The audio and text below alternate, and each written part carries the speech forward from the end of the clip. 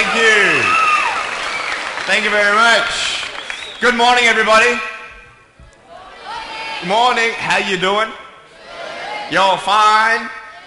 Oh, sweet. Nice to see you. My name is Nik Vujicic, and it's a pleasure to be with you. I have a wheelchair over there. It's my BMW 7 Series. Gonna take it to pimp my ride and get some spinning rims on it. And, you know, those fully pimped cars, you know, with hydraulics and stuff. You know how they bounce around and stuff. I want to get my wheelchair bouncing. Like, if I can cross the road and go, boom, boom, boom. It's really cool driving that thing around. I have no arms and no legs, and I was actually born this way. And there's no medical reason why this had happened. So I have no limbs, but I have my little chicken drumstick. And we call this a chicken drumstick because, first of all, it looks like one, and second of all, sometimes my dog thinks it's one. And I tell you, man, it's so funny. He comes up to start biting on it, and I have to hit him in the head a couple times. It's nuts, man.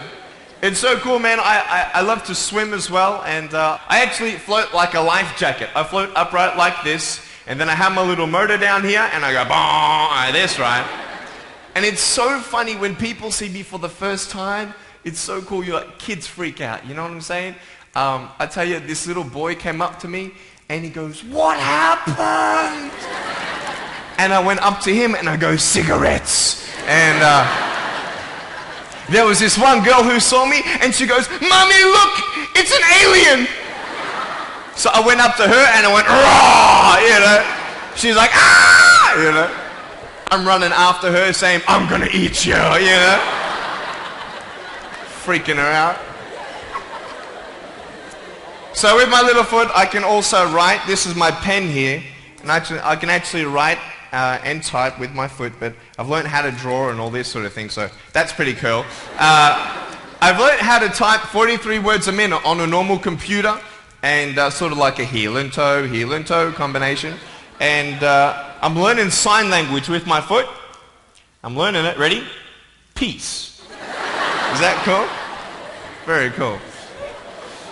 Anyway, look, we're going to have some fun today, and I'm just going to tell you the funniest story of all. It was so funny. I was in a car one day, and when you see me from the outside of the car, you have no idea that I have no arms and no legs, right? You just see my gorgeous face. And we're at the traffic lights one day, and this car comes up next to us.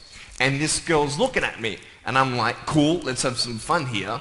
So I know she has no clue that I have no limbs. And so I look at her, and I grab the seatbelt in my mouth, and I loosen it like this. And then in the car seat, I just did this.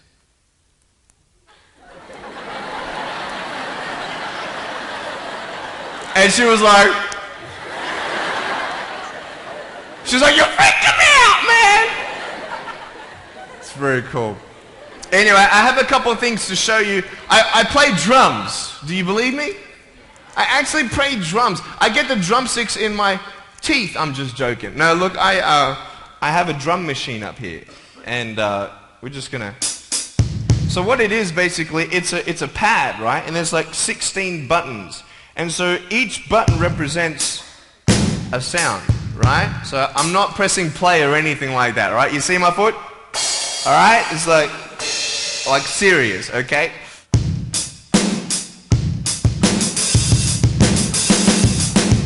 Ah. You like that? Well then, so that's sort of more like your rocking, you know, sort of pop, whatever, but then you got the Can we have some more volume, please? Give me some juice, right? All right, so here we go, right? So it's like, you like that? That would be really cool if I could get this on my wheelchair and play it while I'm driving and get some techno going like, here we go. 1, 2, 3, 4. Yeah! There you go. You like that? Is that cool? Beautiful. So I have a tennis ball here, and I just want to show you how far I can kick this thing. And a lot of people are like freaking out, you know, how can you do that? And I just want to show you, it's really, really cool. Can I have a volunteer, please, to catch a ball for me? Let's see. Sure, I'll get you. How you doing? Yeah, see my finger pointing at you? Stand up. How you doing? Beautiful. What's your name? Jake. What is it? Jake. Jake. Nice to meet you, Jake. Now, can I get you to do me a favor and probably just go up that way? See my finger pointing that way? Just up that way a little bit. Can you guys make a little bit of a path for him to go in amongst the crowd a little bit? Beautiful. Now, just face me, Jake. Now, I just want to show everybody how far I can actually boot this thing. I'm a big fan of David Beckham. I love David Beckham. I love it how he curves that ball. And so I'm practicing, you know what I mean? So I'm just going to maybe just to get you to move back. Keep on moving back. Keep on back. Keep on back. I'm joking, bro. I can't kick that far. Come forward. It's all good. I'm just joking. Right there is good. Right there is good. Now, that's a pretty big kick, so I'm going to take a little bit of a run up here. So, let me just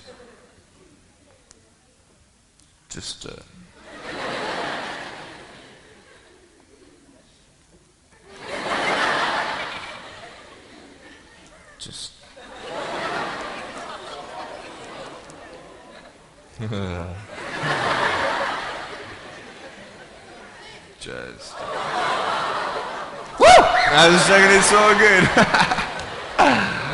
I just wanted to see if I get you scared a little bit. All right, here we go. Are you ready, mate? Now, when you get this ball, don't throw it back because I can't catch. You understand me? All right, you ready? Here we go. When you get this ball, just come up here on stage. Is that cool? Ready? 1, 2. Look at that. Jump up, mate, on this side. Beautiful. Now, Jake, hey, you having a good day today? Yeah. That's good. I'll get you to hold that for me. Beautiful. Now, wait. I'm not done with you yet, bro. All right? So I'll just get you to stand there, face the crowd. So, anything new happen in your life today? School? How's school? Boring? Learn anything? No? Just cool, this sort of thing? Yeah, cool. Did your homework? No? All right, cool. All right, so here we go. So I want to just be real with you. There's a cool game I want to play with you, if that's cool. I'm going to get your right hand on the table, all right? That's a cool ring. Got to get me one of those. Get a toe ring, you know what I mean? One day I'm going to get a wristwatch too. Anyway, just put the whole hand on here. Beautiful. Now, what we're going to do, we're going to play a game called Slappers, okay? Now, I don't know if you know what this game is, but basically I'm going to slap you, okay? And when I go like this, you've got to move out of the way before I get you. So it's a race between your hand and the chicken drumstick, all right? So what's going to happen is you got 5 shots, okay? And if I miss you once out of the 5, you win. Does that make sense? You only got to beat me once to win, okay? You ready? You said you were having a good day today, yeah? That's good. It's going to change, okay? I'm joking. All right, ready? Are you scared? You're not scared? All right. All right, ready? Number 1. So when I go like this, you go like exactly, okay? You got to be quick though, okay? Ready? Number 1. All right. This is number 1. Number 2. All right, number 3, I'll make it easier for you. I'll even look away and I'll close my eyes, okay? Now, is his hand still there? I've done this a couple times, so you can't cheat on me, all right? Now, I'm gonna close my eyes. Your hand's there. Is his hand there? All right, you ready? All right, number 4. I'll let you win. Okay.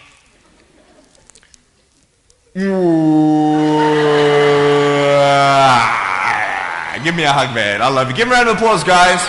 Thanks so much, Jake.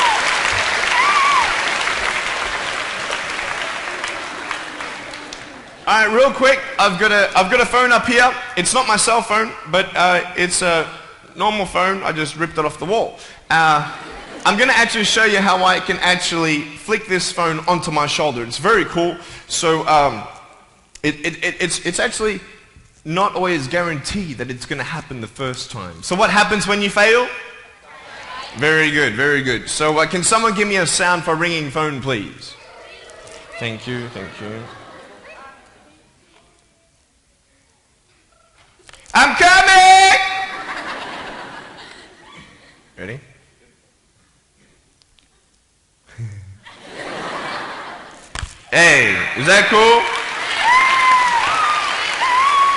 Awesome. I want to talk about like when I started, going to school and stuff, a lot of people put me down, you know what I mean? Like people tease each other. I mean, people come up and say, hey, you're fat, you're fat, you're fat, you're fat, you're fat, you're fat, you're fat, you like, lose some weight, and you're like, you go home and you look at yourself in the mirror and go, I'm fat, right? And so many people tease each other. Oh, you're too short, you're too tall, you look whatever. Different hair and all that. It doesn't matter. See, the thing is, when you're in school, when you're growing up in life, it actually sort of matters to people how you look. And then it matters to you because it matters to others. Why? Why does it matter how you look? Because if they don't like you, then who will? If they don't accept you, then who will? And the fear that we have is that we're going to be alone, that we're not good enough. And, we have to change ourselves. And, so many people put me down and say, Nick, you look too weird and no one's really your friend and you can't do this and you can't do that. And I couldn't change anything. It's not like just fixing my hair one day and everything's fine. It's not like, just whatever. I couldn't change my circumstance. I couldn't just one day wake up and say, hey, give me arms and legs. I need arms and legs. You know what I mean? Like, I went to a bodybuilder, and said, can you make me some arms and legs? No joking. Bodybuilder, you get it? Right? So this is the thing. I go up to people, can you give me a hand? Just joking. But it was so hard because people put me down. And I started believing that I was not good enough. I started believing that I was a failure. That I'd never ever be somebody who people would like or people would accept. And it was so hard, man. I thought to myself, I can't go on the soccer field like everybody else, and I can't ride my bike, and I can't skateboard, and all these sort of things. And I started getting depressed. I thought, what kind of purpose do I have to live? I mean, are you just here to live to die? I mean, is there not a purpose for me? Is there not a purpose in life? And I had questions and no answers. And I asked my mum and dad, why did this happen? I asked doctors, why did this happen? And they don't know. There are some things in life that are out of your control that you can't change and you've got to live with. The choice that we have, though, is either to give up or keep on going. I want to ask you, what are you going to believe? Are you going to believe in yourself? Are you going to believe everybody else's judgment on you? Are you going to believe people when they say that you're a failure? When no one really likes you, no one really cares about you. And it's not really to say that, hey, you need someone to come up and say, hey, really, I like you, I care about you. No, it's not that, but it's the fact that people put you down. People don't even look you in the eye. People ask you how you are, and you say fine, but you're not fine, and they'll never know that. I tell you, life is interesting. Life's a journey. See this phone here? Let's say that I want to go to the phone, right? And I start from over here.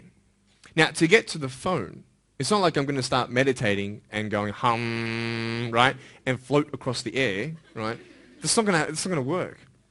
It's not like I'm going to go hum and woo, it's not going to work. So I have to take one step at a time, one step at a time, one step at a time.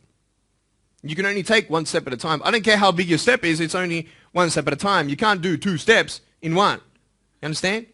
So it's like one step at a time. And you take steps in this direction, you take steps in that direction, sort of get lost along the way, and sometimes you fall down. Now, to illustrate my point, I'm going to jump off the table, do a back twist, and land on the floor. Okay? Is that cool? Are you ready? Oh, there's a clock there? Okay, can you move the clock for a second, please? Beautiful, beautiful. All right. You ready? So, are you guys ready? Just let me know when you're ready.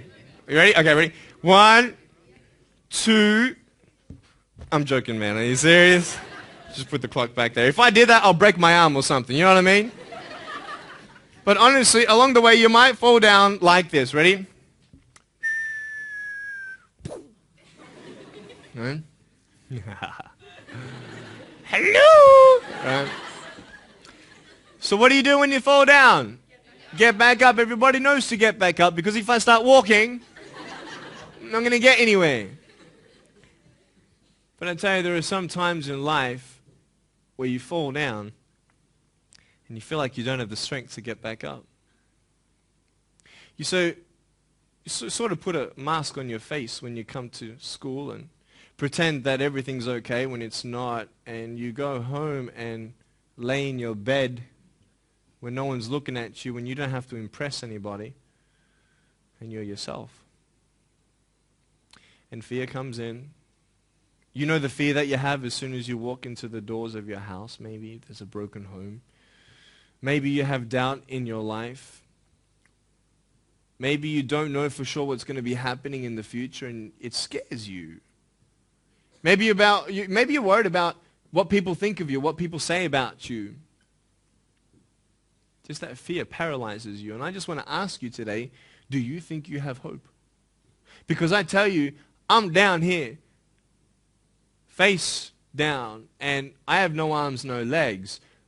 It should be impossible for me to get back up. I mean, you go home and tie the legs and arms of your brothers and sisters and like push them down and see how long it's going to take them to get back up. You know what I mean?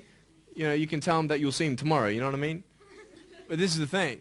It should be impossible for me to get back up, but it's not. You see, I will try 100 times to get up, and if I fail 100 times, if I fail and I give up, do you think that I'm ever going to get up? No. But if I fail, I try again and again and again. For as long as I try, there's always that chance of getting up. Does that make sense? And it's not the end until you've given up. And just the fact that you're here should persuade you that you have another chance to get back up. There's still hope. I'm not here today to tell you that I understand your pain. I don't know how it feels to be abused. I don't know how it feels to feel, quote, fat and you've got an eating disorder. I don't know how it feels to have a broken home. I don't know how it feels. But I know how it feels to have a broken heart. And I know how it feels to be alone. And I want you to know that I found my strength in Jesus Christ, and you're going to find your strength in whatever you find it in. But I just want you to know that it's not the end. It matters how you're going to finish. Are you going to finish strong? And you will find that strength to get back up like this.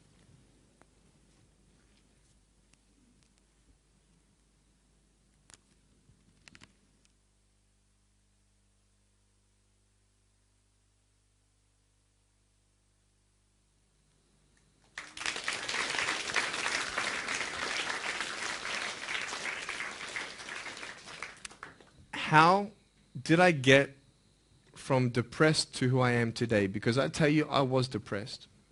When I was age 8, I used to concentrate on the things I didn't have. I wish I had arms and legs, and I wish I could do this, but what can I do? You see, I have a choice, and that's what I want to talk about today, choices. I can either be angry for not having arms and legs or be thankful for my chicken drumstick. And you see, I can still do a lot of things. At home, I can brush my teeth, comb my hair, get myself ready in the morning. And I'm traveling around the world. It's amazing. But I had to ask myself a couple questions. And the first question was really, who am I? Who am I? I'm Nik Vujicic, but who is that? And it's funny how the friends around you sort of determine who you are. You change yourself. You come to school. And everybody swore around me at high school, so I started swearing. Why? Because it's the cool thing to do. Everybody swears. So I don't want to be left out. And I want to be accepted, so I started swearing. You go to a party, everybody's drinking, so you drink. Why? Well, everybody else around me is doing a big deal. And you start losing yourself, and you start putting your security in temporary things. You start putting your happiness in things that won't last. You can get drunk all you like, but in the morning, you're going to be sober with a headache with the same problems. You want to be high the rest of your life on drugs? Everybody says, don't do drugs, don't do drugs. Well, why? Why do we even go there? It's either out of curiosity, peer pressure, or trying to escape reality. Basically, 3 things. That's why we go to drugs, sex, alcohol. Why do you do it? Because it feels good. Okay, that's how we're doing it. I mean, if you want something, you go get it. You want to buy something, you save up money, you go get it. Why? Because that will make you happy. And we take these steps in the wrong direction that will actually take you away from your dreams. Oh, don't worry, Nick. Drugs and alcohol won't take me away from my dreams and my purpose and sex and all that. No. But I tell you, it actually will. Because you go to a level of drinking and you go to a level of drugs and it's not enough. You'll find that out. And then you try something new. And then you'll also go to school and people will put you down and parents will tell you that you're a failure because you failed at a test. And you start believing the lies around you saying that you're not good enough and no one's going to want you and you'll never ever do anything good in your life and you'll never ever achieve the dreams and goals that you wish you had done or wish that you could do. And these steps take you closer. That voice saying, you're not good enough, you're not good enough, you're not good enough, and all you need is one more step to fall. So you have a choice to know which step you're going to take today. Let me ask you, do you know who you are? You want to know who I think you are? You care about what your friends think who you are. You care about their opinion. You want to know who I am? You want to know what I think you are? I'll tell you right now. I don't care how you look. Honestly, if you're 400 kilos, I'm going to come up to you and give you a hug and say that I love you. I don't care if you're fat, short, tall, thin. I don't care, man. I really don't care how you look. I don't care what you're good at. I don't care what you're not good at. I don't care if you like rock and roll music or not. I don't care. I don't care. I don't care if you're a good mathematician or a good athletic or not good at anything that you think. But I'm going to come and tell you that you're awesome just the way you are. I know so many teenagers who look themselves in the mirror and wish that they had a different body. Girls, you're beautiful just the way you are. You're gorgeous. You're gorgeous. I love you just the way you are. And you boys, you're the man. Because it's not how you look. When you see me for the first time, many of you felt sorry for me. Do you feel sorry for me anymore? No. Why? Because you know who I am. But don't you remember I have no arms and no legs? Would you want to be my friend? Of course you would. Why? Because you like who I am. But I have no arms and no legs. And you're going to say, so what? So when you say, well, I have this or I don't have that, I'm going to go, so what? I don't care. You are worth more than diamonds. All the diamonds in the world, you are so precious. Every single one of your hearts, you can do something. Not just something that you can do, but you can live life. Life is not always good. Life is always not rosy. But life is worth living when you find purpose. Nick, I don't know what my purpose is. I don't know. My parents want me to do this. My teachers want me to do that. My friends think that I should do this, and I don't know what to do. And you're torn, man. You don't know what to do. You have to make important decisions, man. You don't know what to do. Who do you believe? Follow your heart. If that's who you want to be, if that's what you want to do in life, then walk to it. One day at a time. That phone might feel so far away. In fact, it might seem impossible for you to reach that. Let's say that phone was all the way at the back of the room. How am I going to get off this table? I can't. How am I going to get there? I can't. But I want you to know that nothing is impossible. And if it is impossible for your dreams to come true, let's say you want to become a pilot and you can't be a pilot for some reason, maybe your eyesight or maybe your height. I know somebody who couldn't be a pilot. They're doing something now that they actually love to do. See, all things come together for the good. That's how it is in my life. You see, there's nothing good about having no arms and no legs, is there? No. If I, click my fingers, metaphorically speaking, and your arms and legs disappeared, do you think you'd be happy with me? No, you'd come run after me and headbutt me, okay? Because there's nothing good about having no limbs. But I love my life. Do you want to know why? Because I've seen the purpose. Because I have no arms and no legs, you're all listening to what I have to say. This is maybe the most attentive you've been in any guest speaker. Because everybody else is boring, and what would they know anyway? That's what you think, Don't worry, I was at school too. Like, what do you know?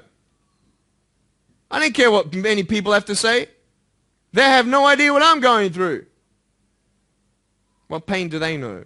But you see me and you see what sort of pain I could go through and what I've gone through. And all of a sudden now, I'm seeing all of you, and maybe for the first time, you're believing these words out of my mouth saying, I love you. And you don't even know me, but you actually believe that I do love you. You see, it's an unconditional love. You don't have to do anything for me to love you. I just love you. Why? I don't know, because I just love you. Why? It's love. It's unconditional love. Not only is it about you and your life, but what about the people around you? You know, if you think that you have no purpose, Nick, I don't know what I want to do. You know, I wish I could do this, but I don't think this is going to happen in my life. Let me tell you this. So many people came up to me and said, Nick, I don't have a purpose. I don't know what to do in my life.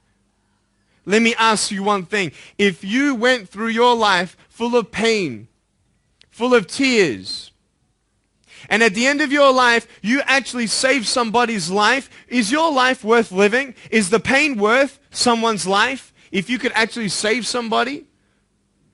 Can you imagine? If you actually saw somebody nearly get run over a car, you dive and get them out of the way of the car, for instance, an example, would that be worth living? You save somebody's life. I don't know. What about this? Let's say that you have a problem in your life and you want to give up now. Imagine if someone 10 years older who's gone through the exact same thing that you have actually got through it and came to you and said, you know what? I know how it feels. I've been there. I've been going through what you're going through now, but I'm still here. Would that not encourage you?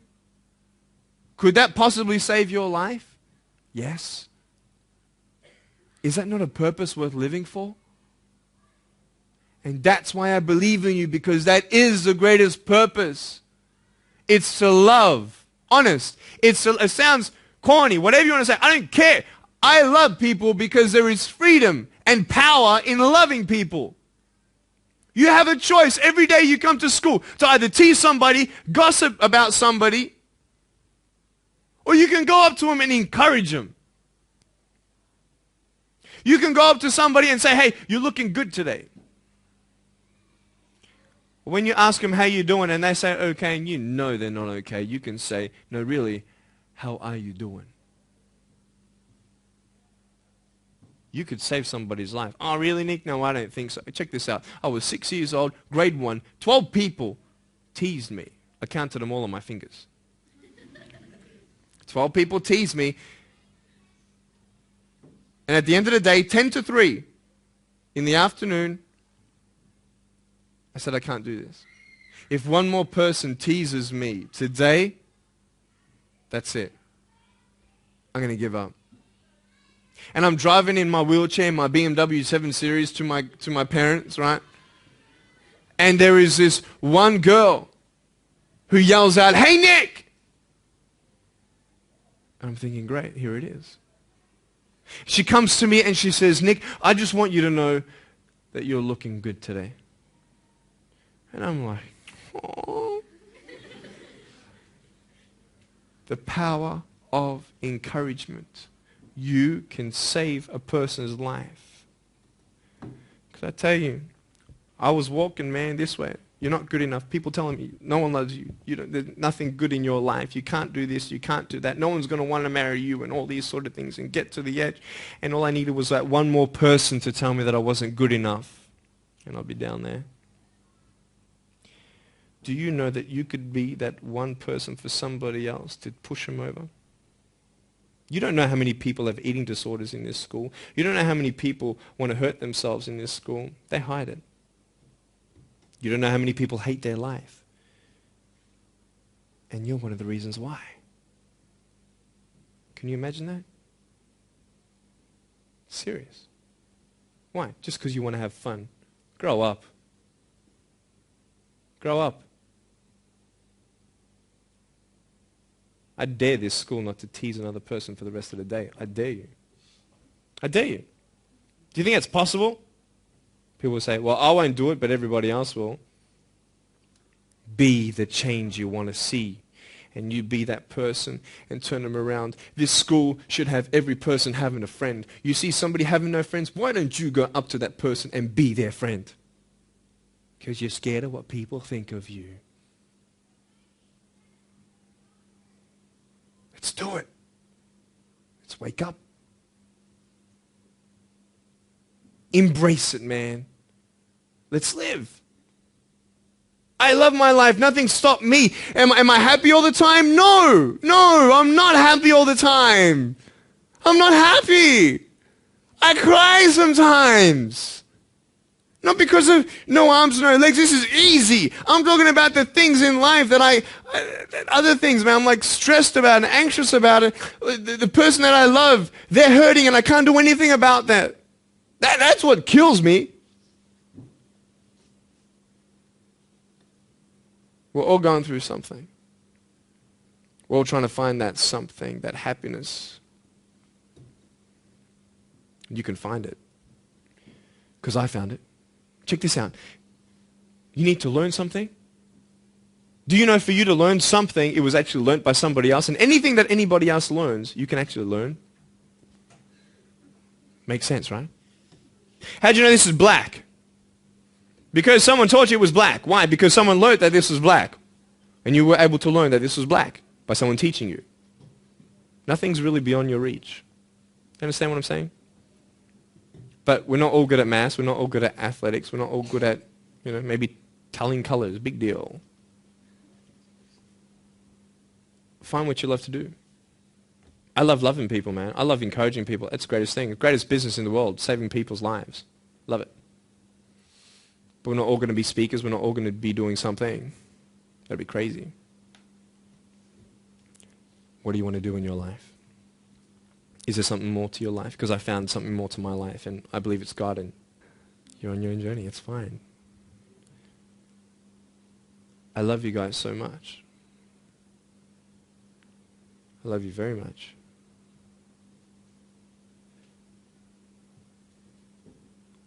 Choices are yours.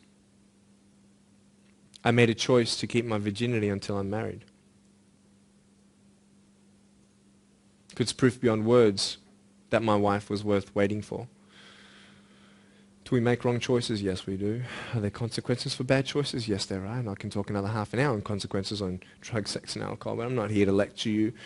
I'm not here to say not to do drugs and not to do all that stuff. Look.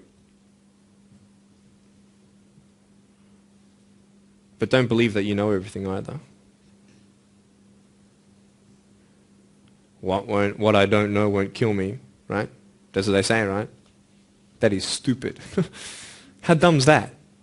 Let's say I've got a brain tumor and I don't know it. Is that going to kill me still? Yeah. Duh. Idiot. Of course.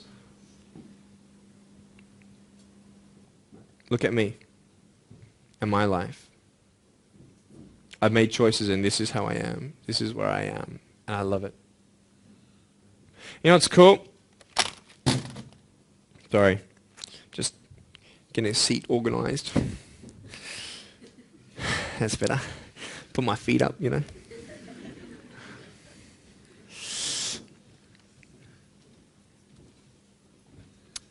want to talk about my wife. I'm not married. I don't know who my wife is yet, right? It's okay.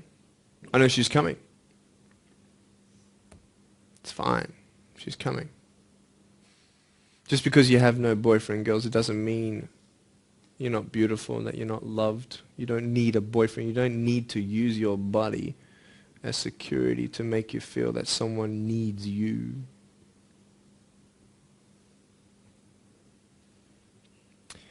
My wife is coming.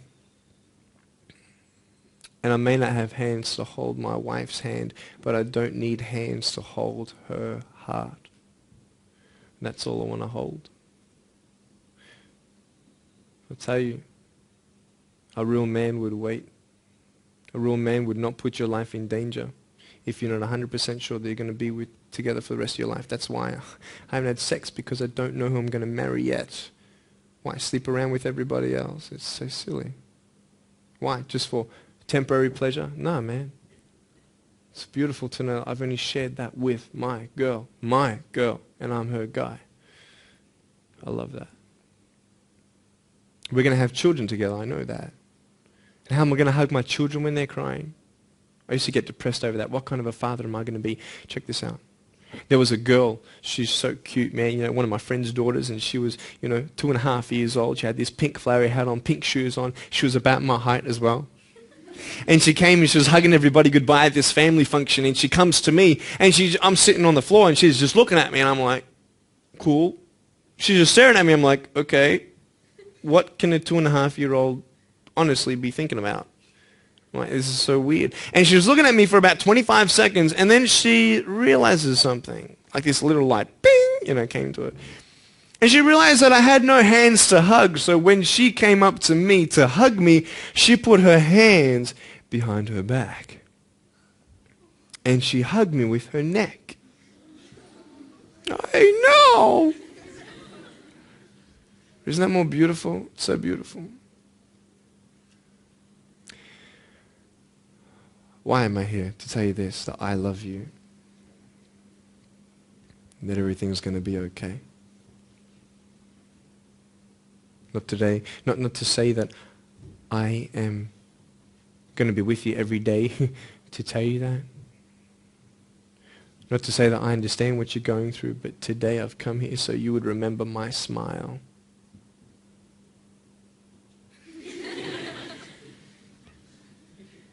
And you would remember what I said.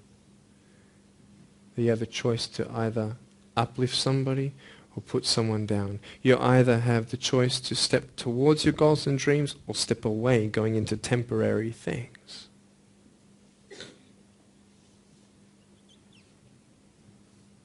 You have a choice to either give up or keep going. Give up or get up. When you fail, try again and again and again.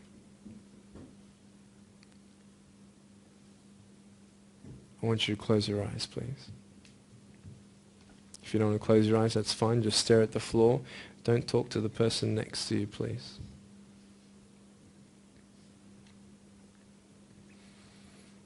I want to ask you, how are you? What heaviness are you carrying? What tears do you hold back? What pain, what fears are kept inside?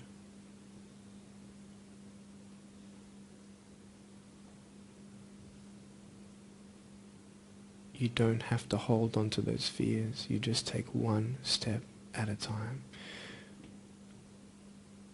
Not to say that one day these fears are just going to completely disappear, but can you forgive those who've hurt you? Because that's when healing starts. Every time someone puts you down, will you make a decision to bring somebody else up?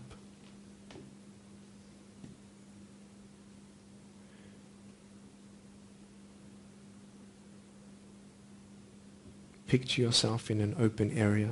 There's no buildings and there's no shelter, and there's a storm above you. And this storm represents the situations in your life. And you don't tell anybody what you're going through because first of all, they wouldn't understand. And second of all, they can't even help you anyway. You're in this storm and you're down on your knees and you're cold and you're weak and you feel like this is the end. Are you not still here? You are still here. You don't have to do this alone. You can talk to counselors. You can talk to people you trust. And you're going to talk to whoever you talk to, but I talk to Jesus. But hold on to that person who you think might help you And imagine them right now saying that they can't stop the storm right now, but they will hold you and keep you warm until the storm passes. Because when they hold you, the storm's still there, but it's okay. Because they're with you all the way. Think of your friends. You look them in the eye and you know maybe that they're not really that happy. You go to parties and you just look them in the eye. And you know that they're hurting as well. Everybody's trying to cover up. Can you lift somebody today?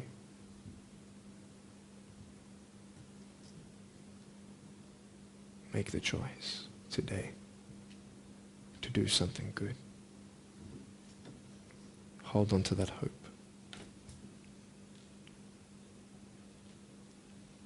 Open your eyes.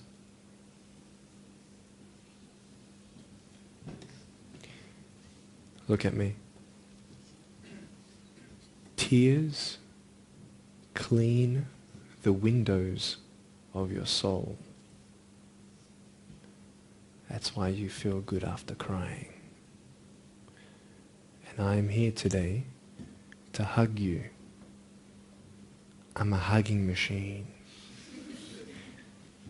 And if you want a hug, I'm going to, in a couple minutes, get up off this. I'm going to go to a table to the side. There's a table around the corner behind this camera. And I want to hug you. And I want you to hug me like you've never hugged before. Because there is healing in hugging. And I want you to know that I love you guys so much. Don't give up. And know that there is someone always out there who believes in you, who loves you just the way you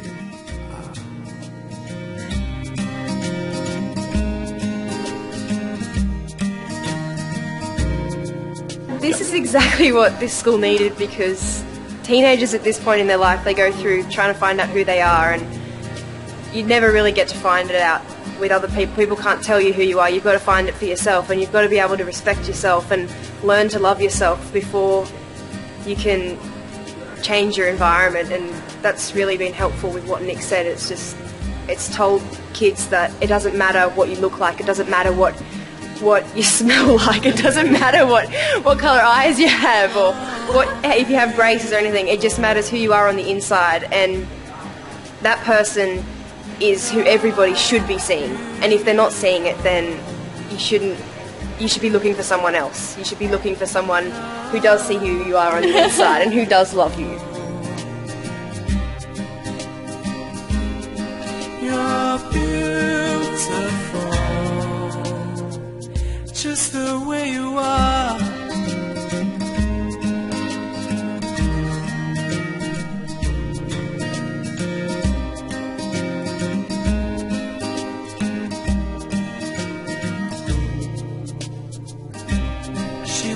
Busy streets looking for her next mate.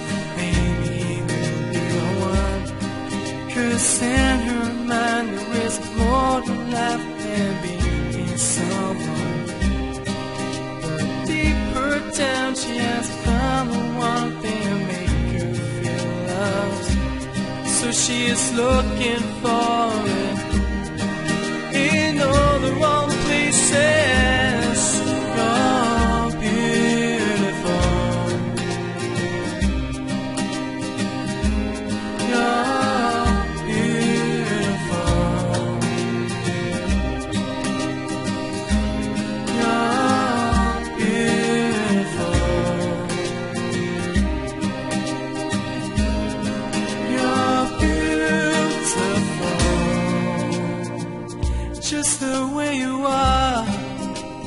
Thank you for giving me this opportunity to speak into your life and share with you my story. I hope you've been challenged and inspired to never give up, and I believe that you have been touched. I'd love to hear from you. Write to me. Go on my website, attitudesaltitude.com. I enjoy reading so many people's testimonials on how my life has impacted theirs. So please write to me or email me. Also want you to know that there is a book coming and a series of DVDs. So be on the lookout for that. If you see me on the street face to face, make sure you come up and say hello, give me a hug. I'd love to meet you.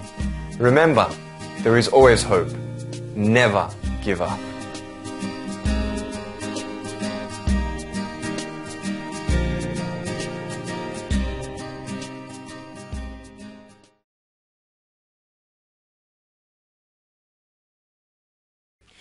Hi everybody.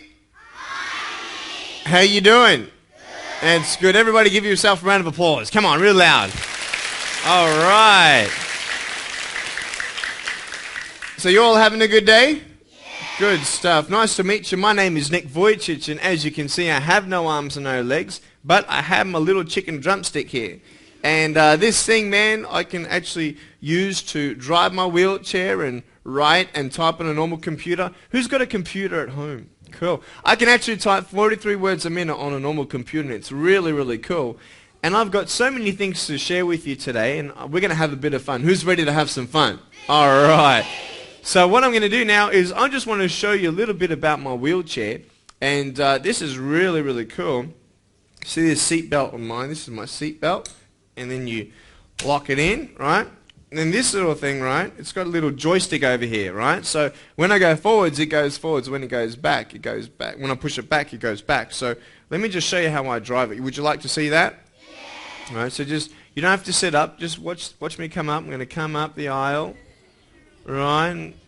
And then I'm going to go back. You want to see me reversing? Yeah. Beep, beep, beep, beep, beep, beep. You want to see how fast this thing goes? Yeah. All right, so I'm going to take a little bit of a run up here.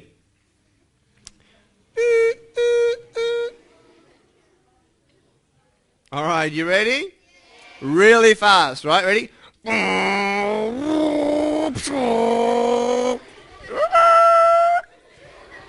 want to see it again?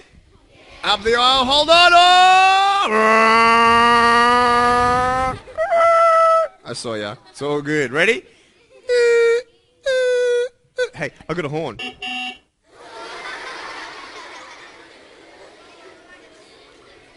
want to hear it again? It's pretty cool. Now, you want to see me jump around?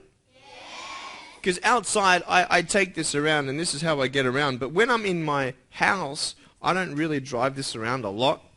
I actually get out, and so I can actually see this seat going down, goes all the way to the floor, which is really, really cool. And then I unbuckle myself like this, and then I can actually jump out. Now, do you want to see how far I can run? Or how fast I can run? All right, you ready? Just stay down. You ready? Okay, ready? On your marks, get set. All right, ready? On your marks, get set. Watch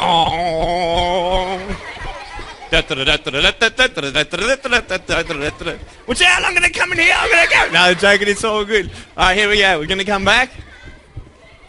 All right. Here we go.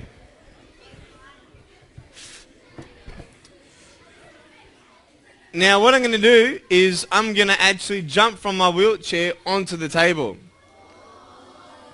Do you think I can do that? I can't. I'm just joking. What I'm going to do is I'm going to get Mr. Craig to put me on the table. Everybody say, hi, Mr. Craig. Hi, Mr. Craig. All right. So here we go. He's just going to give me a little hello. All right. Beautiful. All right. So the first thing I want to show you is really, really cool. With my chicken drumstick, I can actually, call this a chicken drumstick. Did I tell you why I call this a chicken drumstick? I don't think so. I call this a chicken drumstick because, first of all, it looks like one, and sometimes my dog thinks it's one. And so every now and then my dog comes and he starts biting on my foot, and I'm like, hit him in the head a couple of times, right?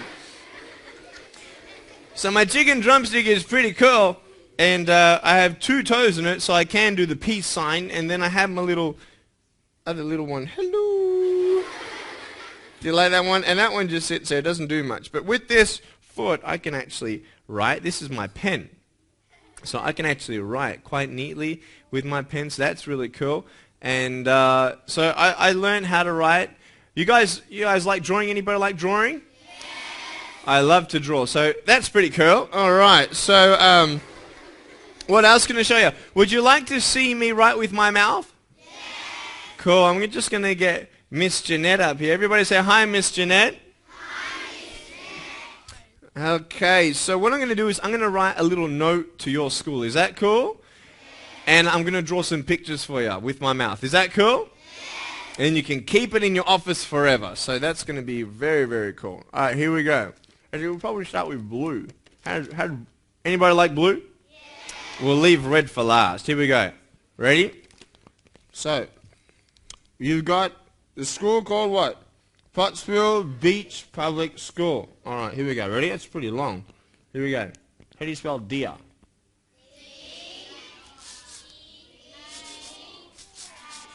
There's deer. Okay, I'm going to say... I'm going to write a little message. Never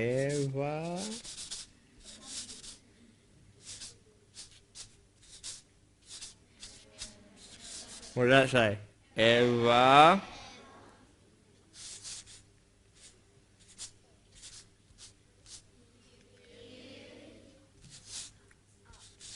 very good.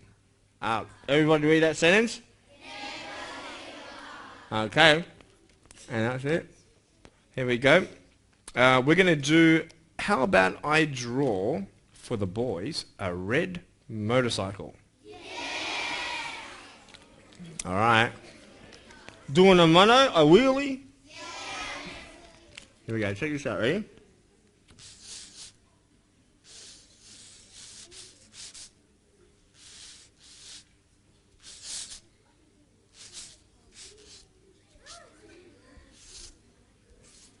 Is that cool?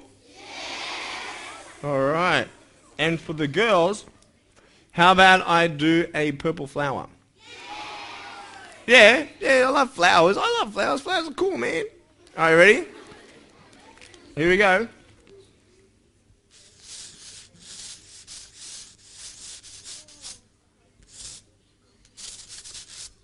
Is that cool? Yes. All right. Then at the bottom, green, thanks. I'm going to put love Nick. Is that cool? Yeah. All right. So.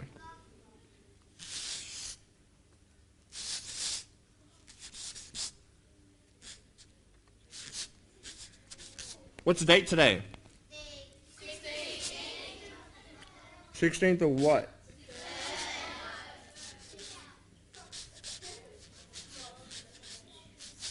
What year? You like that? All right. Thank you. All right, very cool. So we're going to give that to your principal, and you guys can keep that in your office. Is that cool? Yeah. All right. Well, guys, I want to share with you just a couple more things. Is that cool? You want to see some more tricks? Yeah. All right. The first thing I want to show you is I've actually got a tennis ball up here. Let me bring that to the front. Now, do you like soccer? Yeah. I love soccer. Who really loves soccer? I love soccer, man. I tell you, I'm trying to practice this kick, you know, like I'm really getting good at it, and, you know, I reckon I could show you how far I can kick. Would you like to see how far I can kick? Yeah, because I've been practicing. Because practicing makes perfect, right? Yeah. All right, so I was wondering if I could have a grade 6 student to catch a ball for me. Where are our grade 6s? All right, here we go. Probably have you in the blue shirt. Wait a second, there's two of you. The one behind, yep, that one, beautiful. Well, both of you. All right, so you both saw my fingers pointing at you.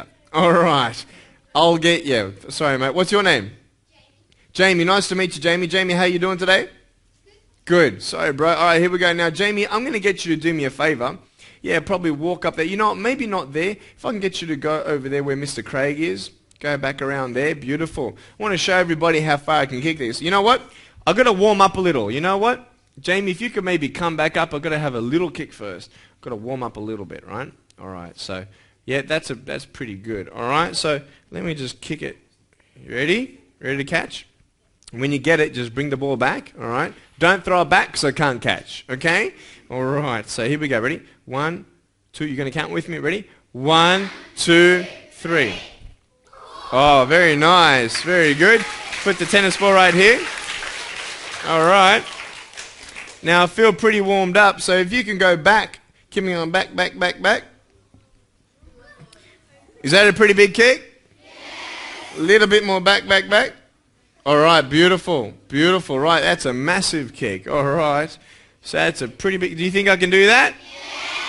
Well, if I don't do it, what happens when you fail? You try again. Very good. So what I'm going to do is I'm going to move this out of the way because I'm going to need a little bit of a run up here.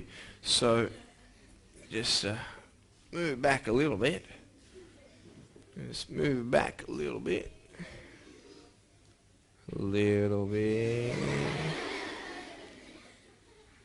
A little bit. A little bit.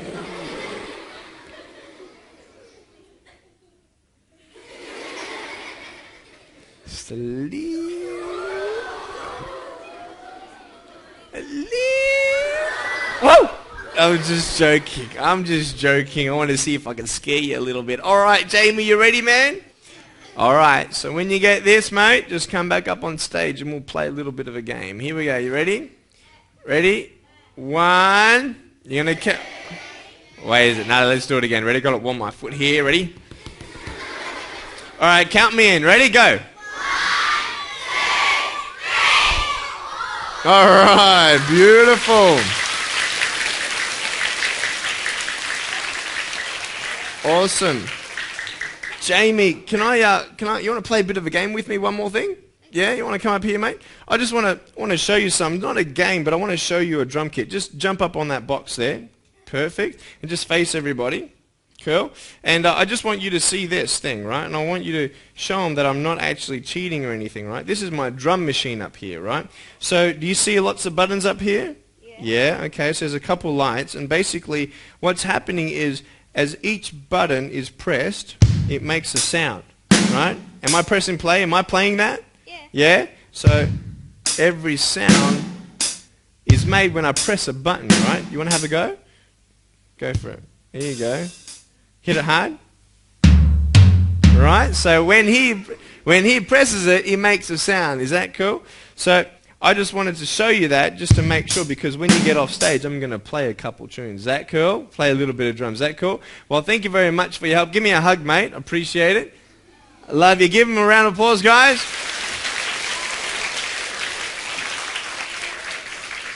All right, now what's going to happen is I'm going to show you now what I can do, right? So as I press the button,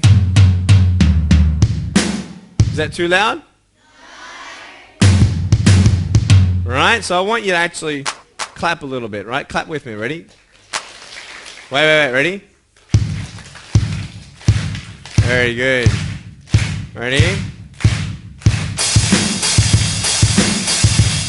That's cool, huh? Yeah? You like that? Ready? Faster. Bop, bop, bop, bop, bop, bop, bop, bop, bop, bop, bop, bop. Woo! Woo! You like that?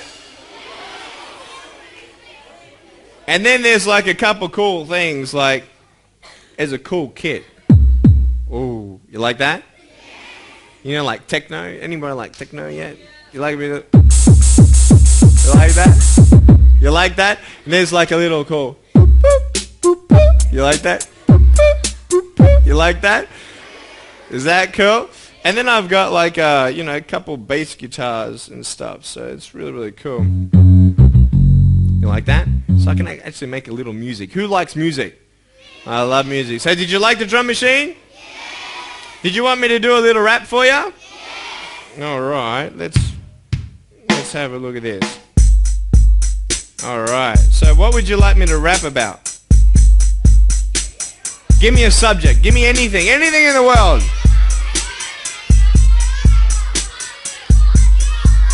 How about me and you? All right. All right, ready? Like that? All right, cool. Here we go. This is better. Ready? I like that. Ready? Like that? You like that? So, here we go. So I was coming to Pottsville Beach Public School, seeing everybody speaking. Hello everybody, my name is Nick. Never give up when it gets hard. You either give up or get up. And I said, hey, you are special. Never worry about what people think of you because you're special. Special, special. Yeah. Everybody go, yeah. Yeah. Yeah. Yeah. All right. You like that? All right. Give yourself a round of applause, guys. Well, I've got one more thing to show you, and it's really cool. There's a ball coming down. The ball. Okay, cool. This is really, really cool, actually. This is a phone. I have a phone up here. Now, is this a mobile phone? No. I just pulled it off the wall. All right, so this is really cool. This is a normal home phone, right? And I want to show you guys how I can actually flick this up onto my shoulder. Now, I think this is a pretty cool trick. But it doesn't always happen the first time. But what happens when you fail? Try again. Very good. So can someone give me a sound for a ringing phone, please? Yeah? Keep it going. Okay, ready, ready, ready? It's off the hook. It's off the hook. Ready? Ready? I'm coming! Let me come over here so you can all see. You ready? I'm coming! Ready? 1. Hey, is that cool? You like that? Awesome. Now I want to talk a little bit about my life and how school was, because, you know, a lot of people think that school sometimes is hard, because it is. You know, you're not good at everything, and there are also hard situations at schools because people tease you. Who's been teased before? All right, so I want to talk about teasing. Is that cool? Can I talk about teasing today? All right. Now, is there anything good about being teased? No. If there's nothing good about being teased, then why do people tease each other? Put your hand up if you can tell me why people tease each other. In the blue shirt up the back, sweetie, yes? Yeah, they want attention and they think they're cool and up the front? Because they think it's fun. So there are many reasons why people tease each other. And we know that it's not good to tease, but what can we do when people tease us? What are the coolest things that we can do? Yeah, man? Tell a teacher. What about the one in front of you? Yes? Walk away. And what else can we do? We can very good answers. Very good answers. So we can ignore them. We can walk away and we can tell a teacher. Who else can we tell apart from our teacher? Yes? All right, so you can go to the person and say, hey, stop it, I don't like what you're saying. Now, are these all good ideas? Yes. Do they always work? No. I found out something that will always work. You want to know what it is? It's the coolest thing of all. When people tease you, all you need to do is love yourself. And you're probably thinking, love yourself? Now, I don't mean to get up in front of the mirror every morning and look at yourself and go, I am so beautiful. Oh, look at my hair, I'm so good looking, right? But to know that you are special just the way you are. I want you to say, I am special. I am special. Just the way I am. And so we all have differences. I look different to you. Some people are taller, some people are shorter. Some people have blue eyes, hazel eyes, brown eyes, purple eyes. You have purple eyes? Yeah. No? I see some green hair and different hair, right? But this is the coolest thing, is that we're all different, aren't we? But it's okay to be different, isn't it? See, when you saw me for the first time, maybe you felt sorry for me. Who felt sorry for me when they first saw me, right? Do you feel sorry for me now? A little bit? But do you think I'm cool? Yeah? Why? Because you've seen who I am. And who I am matters more than how I look. Does that make sense? Because I tell you, man, there were many kids who saw me for the first time and they tease me. And I have so much fun sometimes when kids see me for the first time. There was this one little girl who saw me one day. It was so funny. She goes, Mommy, look! It's an alien! So I went to her, and I went up to her, and I went, raw. And she's like, ah! I'm running after her saying, I'm going to eat you, you know. But you see, when people see me, you like that one? When people see me for the first time, it's hard to see that I'm cool because all you see is that I have no arms and no legs. And so when people tease you, I want you to know that you're special just the way you are. You don't have to change a thing. I don't care if you're in a wheelchair. I don't care if you're taller. And a lot of people think, oh, you know, tease each other because maybe you're thin, or, you know, maybe you have some weight on, or maybe your hair looks funny, or maybe your eyes look funny. It doesn't matter how you look. I want you to know that I love you just the way you are, and I believe in you. I reckon that you guys are awesome just the way you are. Every single girl, I want you to know that you are beautiful. You're beautiful just the way you are. And you boys, you're the man. So I want all the girls to say, I am beautiful. Come on, now all the girls say, I am beautiful.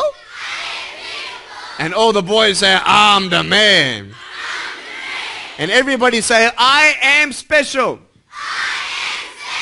Just the way I am.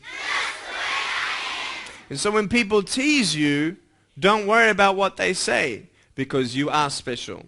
Something else I want to talk about is that we all know that we're not all good at maths, and we're not all good at running, and we're not all good at everything. But when we fail, we try again. You see this phone here? Let's say that I want to go and touch the phone, okay?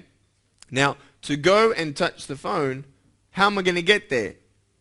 I'm going to walk there. It's not like I'm going to start meditating and going hum and start floating, right?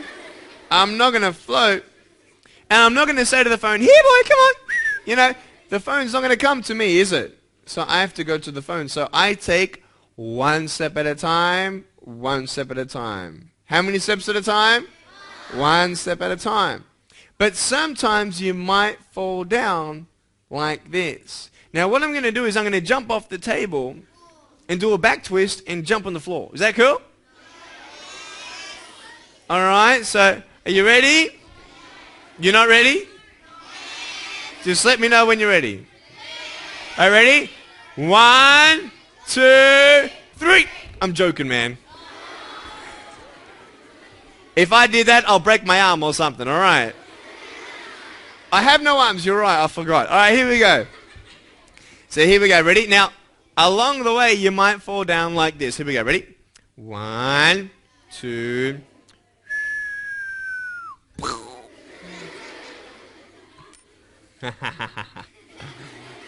Hello! So what do you do when you fall down? You get back up. Everybody knows to get back up, because if I start walking, I'm not going to get anywhere. But I want you to know sometimes in life, you fall down and you feel like that you have no strength to get back up. You know, when maybe you had a bad test at school and maybe you didn't do so well at something, and people come up to you and say, hey, that was bad. And you know what? You get discouraged. You don't want to try again, because just in case you fail again. It's not nice to not be good at something, but I want you to know that when you fall down, you can get back up.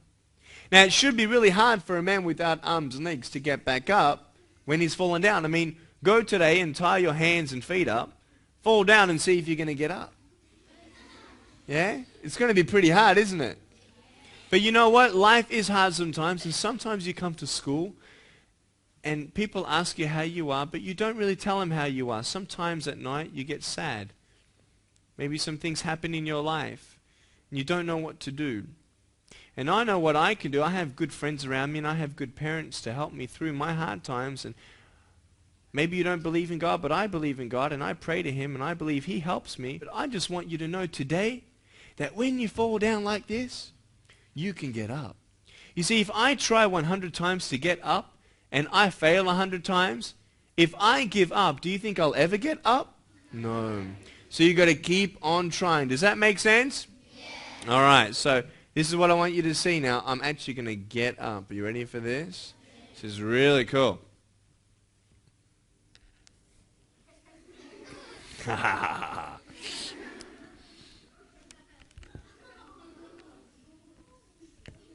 Hello. Ready? Count with me. 1. Is that cool?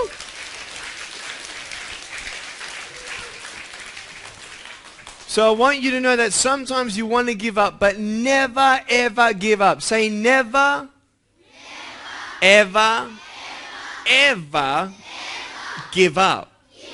Very good. Never ever give up. So what happens when you fail? You? Very good. Very good. Now I want you to do something for me, right? I want you to think of today. Have you teased somebody today already? Maybe who's been teased today? All right, put your hands down. I want you to know something really cool. You know what? When I was 6 years old, much younger than you, when I was 6 years old, there were people teasing me all the time. And you know what happened one day? There were 12 people who teased me in one day. And I felt really sad. And I thought, why do people keep on teasing me? And I thought to myself, you know what? I want to give up. If one more person comes to tease me today, I'm going to give up. And you know what happened? Just before the school bell, I was next to my classroom and I'm actually walking back. I'm not walking back, but driving in my wheelchair, right? Back to my mum where she's going to pick me up from school. And on the way to the car, there was a girl who said, "Hey, Nick!" And I'm like, oh no, not another one. And she came up to me and she goes, "Hey, Nick, I like your smile. You're looking good today." And I'm like, oh, that's cool, man. I'm like, that's so cool. And then all of a sudden, when that one person said that I was okay, when that one person accepted me, I didn't care what the other 12 people thought. Does that make sense? Sometimes all you need is one person to believe in you. All you need sometimes is that one person to say that, hey, you know what? You're going to be okay. And I want you to know that I want to be that person for you. When you go through sad times, I want you to remember my smile. Ready? Right? And am I always happy? No. You see my foot? We all go through ups and downs, right? Woo! Right? And we all go through ups and downs. But I want you to know, when you feel like giving up, don't give up, because you are special. And I want you to know that you can do something special in your life. And it's so awesome to be able to actually encourage somebody. When people tease you, don't tease back. When people hit you, don't hit back. You got to be the more smarter one. But I'll tell you right now, if you want this school to have people where they're not teasing each other, then you be the person not to tease. Does that make sense? You be the person to stand up for people who are being teased. Is that cool? Yeah. You be the stronger one, all right? So I want to ask you today, what did you learn from me today? Put up your hand. What did you learn from me today? Yes. Never give up. Everybody say never, ever give up. Very good. What else? That's right. Stop teasing people. It doesn't matter how you look, it's who you are. Does that make sense? Because I look weird, but am I really weird? No, I'm cool. Who thinks I'm cool? See, I'm pretty cool. Why? Because it's not how I look, it's who you are. All right? Very cool. So all the girls say, I am beautiful. I am beautiful. All the boys say, I'm the man. I'm the man. And everybody say, I am special. I am special. Just the way I am. Just the way I am. And we could write a song. We could write a rap. Yes, sweetie. Very good. Everybody's different, and it's okay to be different. Very good. Yes, ma'am? Very good. What happens when you fail? Very good. In the blue shirt, yes.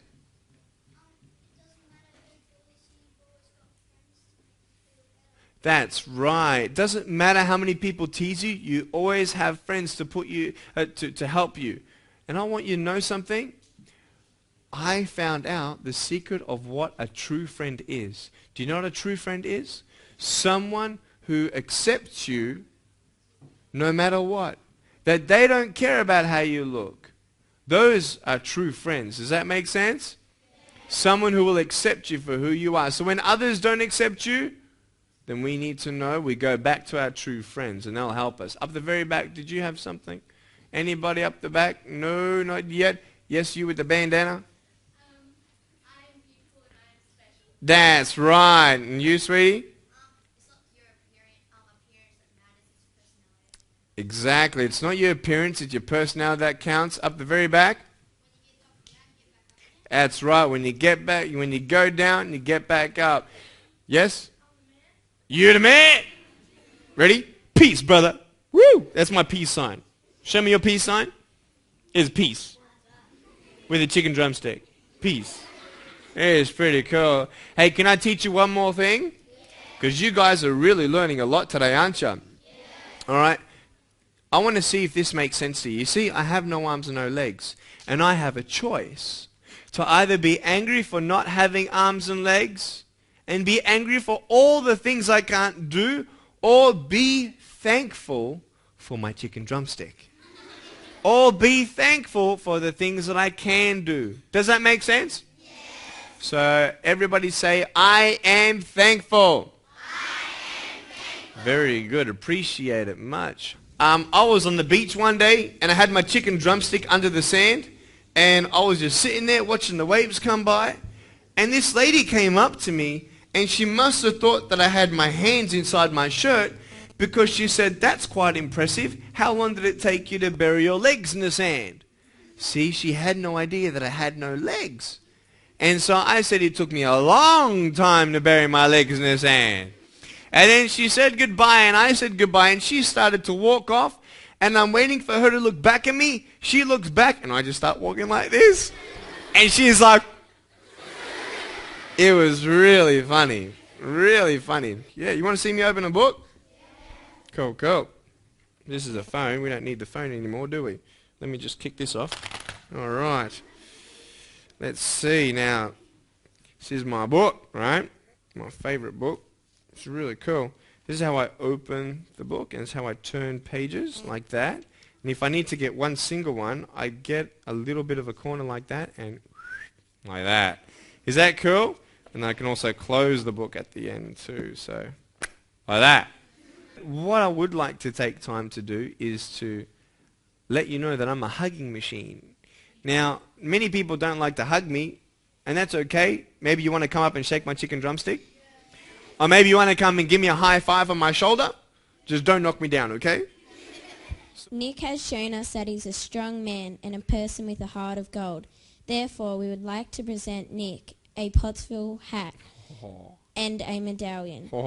Thank you for coming to our school, Nick. Thank you so much. Oh, that's cool, man. This is cool. Yeah. Ready? I'm on top first. Yeah. All right. Give a round of applause, guys. Thanks so much, guys. Come on, you can do better than that. All right. Beautiful.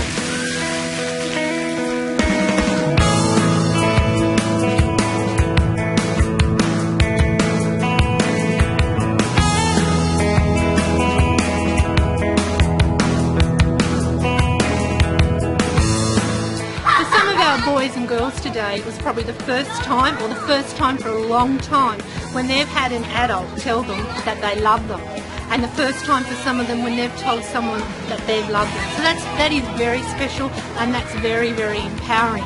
Nick's visit has been part of our annual Speak Up Day, when as a school community we stand up and make a stance against bullying, and we say it's okay to be different. What Nick has done for us, he's actually celebrated being different. He's celebrated being special, and that's just been wonderful. And I really think that Nick should be a mandatory part of every school curriculum. And if any families, people out there, boys and girls in schools, can get to hear and see Nick, grab it with both arms.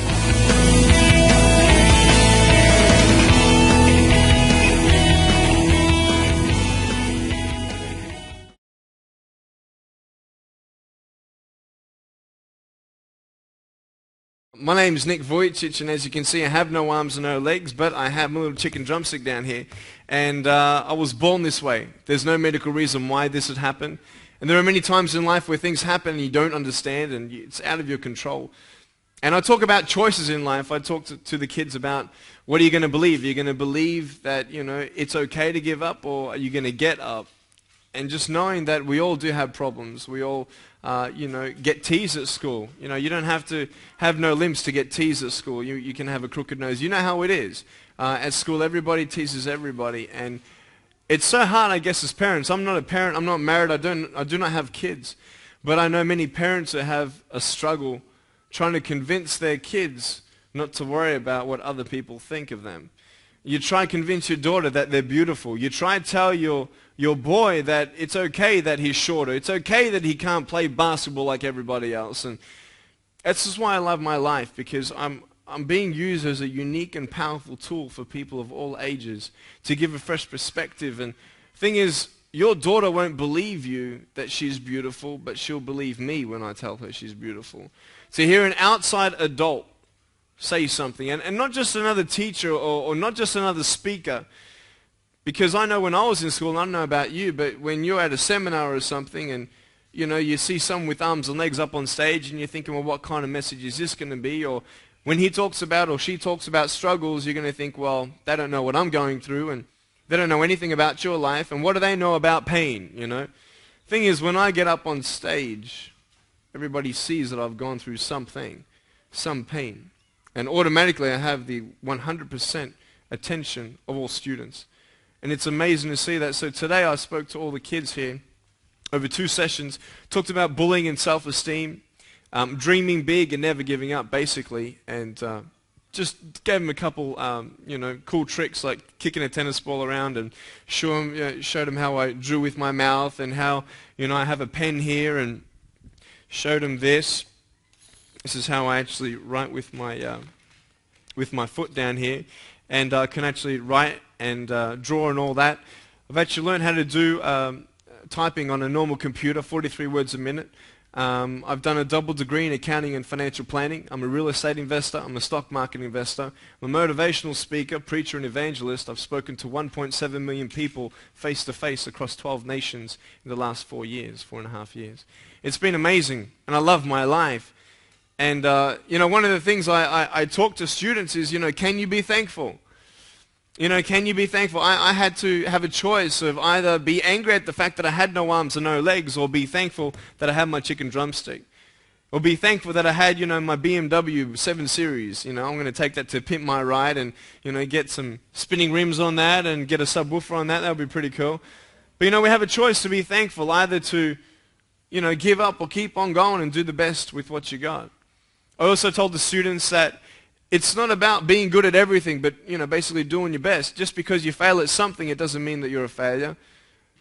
And just because people tease you, it doesn't mean that it really matters how you look, because it's not how you look, it's who you are. And so just these basic values and principles actually change perspectives of lives. And I was just talking to some teachers who heard some feedback from some kids, and one boy said, Nick's giving me confidence. For a 5-6-year-old to say that, say that word and what that means, I don't know, but there was one little boy who came up to me and said, Nick, you're more of a man than I am. And I'm like, wow. And he's 6 years old, it's just amazing. And, they're going to talk about me for the next 2 weeks. You're going to see it when they get home. They're going to talk about it. And that's why I love my life, is because I found purpose. And what I talk to many adults about is about purpose, finding your purpose. And teenagers these days, they get caught up in drugs, sex, and alcohol, and they're trying to find their happiness and security in temporary things of how they look, who they associate themselves with, what they do, and what they don't do. And I talk about happiness, and if you put your happiness in temporary things, your happiness will be temporary. And so these are the key sort of boundaries that I've seen in my life, and gave me a new perspective. That old saying where you have a glass halfway filled with water, it's either half empty or half full. I love my life. I actually wouldn't change a thing, because I have found my purpose. You see, there's no joy in having no arms and no legs, but there's joy in the purpose of your circumstance. What good could possibly come out of a man being born without arms and legs? And I want to ask you today, what would have to happen in your life for you to look back after 80 years of pain, tribulation, and trials, to look back and say, it was worth it? What would actually have to happen? Let me ask you this. If you saved one person's life, would your life be worth living? Yes, of course. Why? Because that one life might be your child. That life might be, quote, you, if it's somebody else.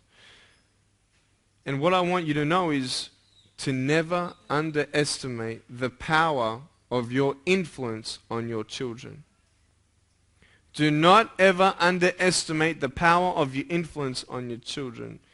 Because yes, they're going to go through different scenarios and different seasons in life where they won't listen to you and they'll rebel against you and they'll get angry at you and they'll shout at you. And you're going to try and see that the boundaries sort of shift as they grow up. And I see in my life how my parents have treated me and what influence they were on me. I tell you, there are some things that happen at my school that my parents never knew about. You know, people telling me, you know, that I'm not good enough. And, you know, I used to cry at times and tell them, you know, what names people would call me. But I tell you, there were things that my parents didn't know about. And kids are not always good at hiding things, but as they get older, they'll be able to hide things better from you and close the door and put a do not disturb sign. How was school? Fine. What'd you learn? Nothing. How was school? Boring. What'd you do? Nothing. What'd you learn? Nothing. What's new? Nothing. Can I play computer? That sort of thing. And you sort of start to doubt your influence upon your kids, but I want you to know that you are the largest influence on your children's life. Period. The second adult influence that they have are their teachers. That's why I talk to a lot of teachers about how important their purpose is. Because there are many parents who are too busy. We're all busy. How you doing? Busy. What's been going on? I don't know, but I've been busy. You know, we're all busy doing something, getting up, going to work, making money. Why? Because you need to provide finances and food on the table. It's how it is. It's how this life is. Yet caught up in the routine, you forget about what's important. You sort of feel like you're caught in between a hard place and a rock, and it's difficult to actually sit down with your kids and have time with them. And you used to kiss them at night, you know, and tuck them into bed or read them a story or something like that. But I tell you, life is a journey. And sometimes you're not going to see the influence in your kids' lives, but I want you to know that it is there. And my greatest influence was my parents, and I am thankful that my parents cared enough for me. See, I was born this way, and there's no medical reason why this had happened. And doctors can't still tell me today why this had happened. But I'm so thankful for my parents who accepted me just like any other child, raised me up, and gave me positive influence all the time. You know, we just got to be real with our kids. You know, when I came back from school crying about people teasing me and putting me down, my parents said, don't worry about what they say. Just don't worry about what they say. Try ignore them. But I couldn't ignore them. I was actually one of the first disabled students to be integrated into a mainstream school in Australia. And I had all the attention on me, and a lot of people teased me and put me down. And you can't ignore it. You can't ignore it. But you can be that person in their life, that security of knowing that they can always come back to you and you will always love them for who they are, not how they look, or not how good they are, or not what they're good at and what they're not good at, but that unconditional love. You know what? I'm thankful that I was raised up in a whole home. My parents are still married, and there are many broken homes in today's society.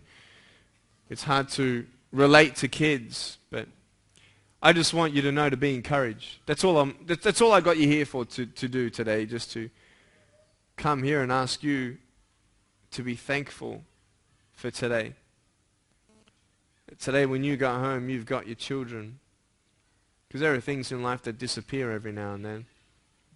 Things that happen in your life that you don't understand. And life is a journey, you see. I've got to, let me give you this example. I did this for the kids. Let's say that life is a journey, right? And I want to go to the phone, okay? I want to go to that thing, and I start from here. Now, for me to get there, I've got to walk there. It's not like I'm going to start, you know, meditating and going hum, right, and start floating in the air or anything like that. But I'm going to take one step at a time, one step at a time, one step at a time. And there are times in life where along the way you fall down and you have no strength to get back up. And just to illustrate my point, I'm just going to jump off this table, do a back twist, and land on the floor. Okay? Is that cool? You ready? Ready? 1, 2. I'm joking, man. Are you serious? If I did that, I'll break my arm or something. All right. It's all good. Just breathe. It's all right. All right. So along the way, you might fall down like this. Ready? All right. So what do you do when you fall down? You get back up. Everybody knows to get back up. It makes sense, because if you start walking, you're not going to go anywhere. But there are times in life where you fall down and you feel like you don't have the strength to get back up. Sometimes you just don't know what to say to your kids anymore. Sometimes you don't know what to tell yourself anymore. We all have a fear of being alone. And there are two things in life that as human beings that we always want to hear. The first thing is that you're loved. And the second thing is that everything's going to be okay. And you know, I was told those two things by my parents all the time. And I'm thankful for that. But I had a hard time believing their words when they said everything's going to be okay, because they don't know what I'm going through. They don't know my pain. They don't know how it feels to be in my shoes, metaphorically speaking. But this is the thing. Is that if they didn't tell me that everything's going to be okay, then who would?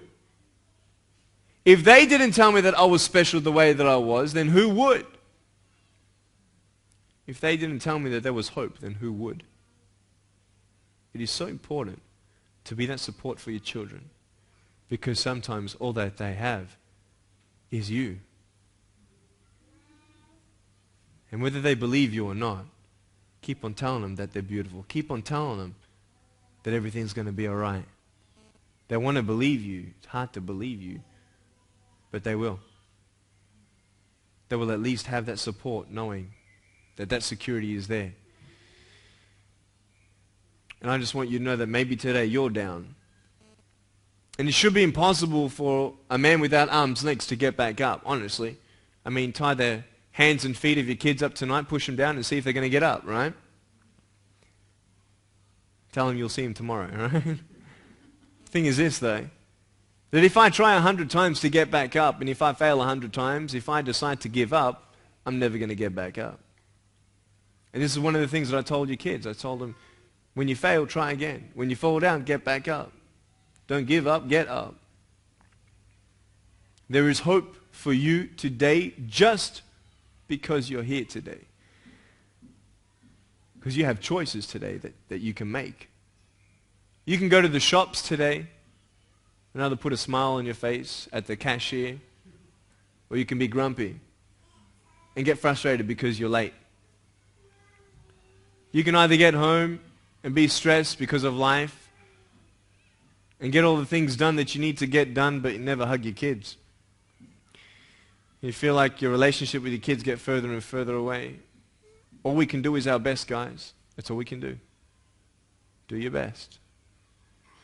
And I just want you to know that when you're down, you will find strength to get back up. I found my strength in Jesus Christ, and you're going to find your strength in whatever you find it in.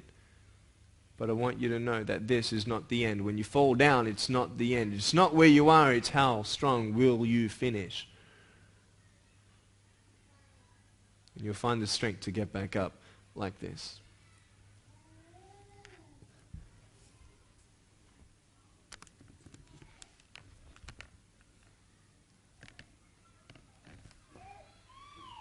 It's pretty cool.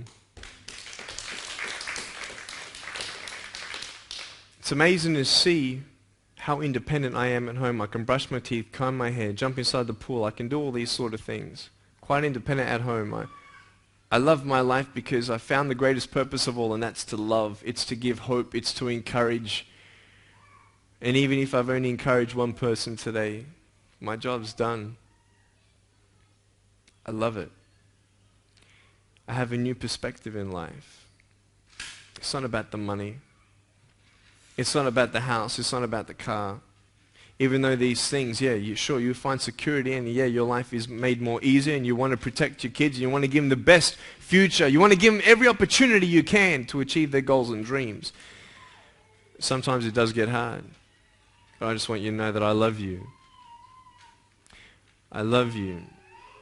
There are many parents who don't feel appreciated. I don't know if your parents felt appreciated. There aren't too many kids who say thank you, Mum, just because they want to say thank you, Mum, or thank you, Dad. They normally say, thank you, Mum, love you very much, now can I have this? That's how kids are. But can I tell you that you are appreciated by me? Because when I'm gone, I'm not here to encourage your kids anymore. I want you to know this as well. You might be tired, you might be exhausted. You might not feel that you have that purpose in your life yet. But just because you can't see hope yet, it doesn't mean it's not coming. You see, no one goes to the train station, looks down the tracks and, oh, there's no train, I'm going to leave. They go to the timetable and schedule and waiting for the train. Why? Because the train's coming. Just because you can't see the train, it doesn't mean the train's not coming. You see, I asked the kids, how many feet do I have? They said 1. I said, well, look, I've got another one here. Just because you couldn't see it doesn't mean it's not there. Just because you can't see hope in your life, it doesn't mean that it's not there or it's not coming. Just because you can't see the purpose in your circumstances of a broken marriage or whatever, financial trials, doesn't mean that there is not a purpose behind it. You know, I love that saying, what won't kill you will just make you stronger. It's true.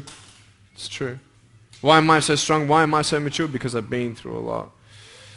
I'm just thankful. I'm just an empty vessel. And I'm here for a purpose. And I love my life. Knowing that every day is a choice to take a step this way or take a step that way. And I just hope you've been encouraged. I don't know exactly what you were expecting or anything like that. I mean, but those are the key principles that I shared with your kids today. Public speaking is quite a difficult thing for a lot of people to do. I was wondering if you ever get nervous, or were you nervous when you first started on the speaking circuit? When I was 13 years old, I was at high school here in Brisbane area, and there was one speaker who came and he spoke to all of our school, 1,400 people in high school from grade 8 to 12. And he had 7 minutes to talk, and within 3 minutes, a lot of people were crying, and I was even touched just by his story, his inspirational story. And you were encouraged. It was just amazing. And I sort of took a step back, and I thought, well, he has an awesome job. I mean, he gets paid to do that. Go around the world and give people hope. Maybe one day I'll have a good enough story to tell.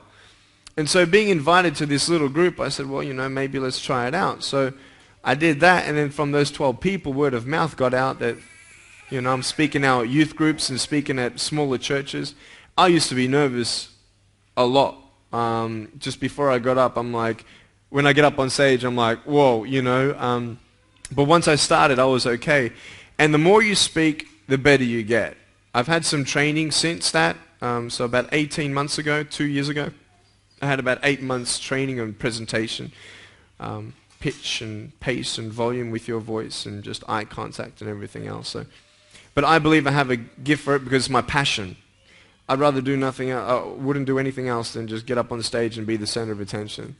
But it's beautiful when you see that purpose. So, yeah, so I was nervous, and I just had a crowd of 100,000 people about 3 months ago in India, 100,000 people. And you had your blood pumping, you know what I mean? And it's just, wow.